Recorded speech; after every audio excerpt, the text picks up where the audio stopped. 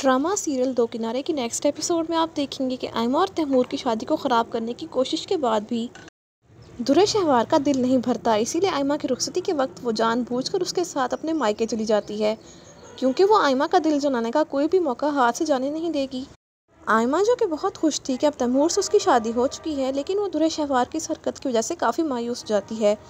दुर्रे शहवार आयमा को एहसास दिलाना चाहती है कि अगर आयमा ये समझ रही है कि तैमूर से शादी के बाद उसकी ज़िंदगी में खुशियाँ आने वाली हैं, तो ये उसकी गलतफहमी है, क्योंकि दुर्रे शहवार तो अब नंद बनकर आयमा और तैमूर के रिश्ते को तोड़ने की पूरी प्लानिंग करके बैठी है।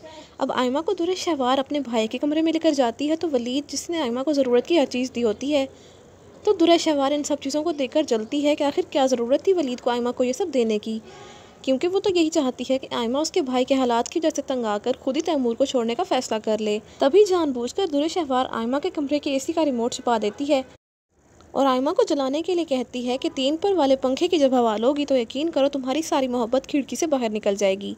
फिर तुम्हें एहसास होगा कि मैं तुम्हें अपने भाई से शादी ना करने का कहती थी तो गलत नहीं थी। आयमा उसकी सारी बातें सुनती है खामोशी के साथ। गुस्सा तो उसे बहुत आता है, लेकिन वो नहीं चाहती कि आज इतना ख़ास दिन वो दुर्रे शहवार से बहस करके ख़राब करे।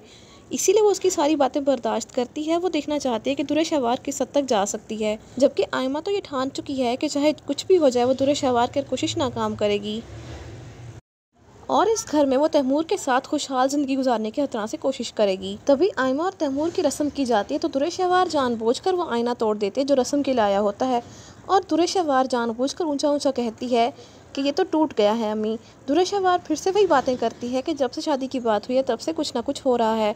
पता नहीं ये लड़की आयमा मेरे भाई के लिए कैसा नसीब लेकर साथ आई है। दुर्रे शहवार की सारी बातें सुनकर आयमा बहुत ज़्यादा घबरा जाती है और दुर्रे शहवार इस सब में अपनी बेटी को भूल चुकी है।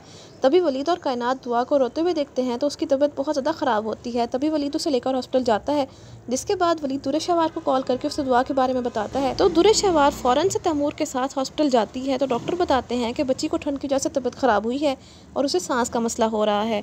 लेकिन दुर्रे शहवार को तो मौका मिल जाता है वलीद को एहसास दिलाने का कि वो एक बीमार इंसान है, और दुर्रे शहवार यह एहसान जताती है कि वलीद की बीमारी के बावजूद भी वो इसके साथ रहती है और वलीद से कहती है दुर्रे शहवार कि मेरी बेटी को ये सांस की प्रॉब्लम आपकी वजह से हुई है वलीद। तो वलीद, जो कि पहले ही दुआ की वजह से परेशान था, दुर्रे शहवार की बात सुनकर वलीद का दिल टूट जाता है और वो खामोश जाता है।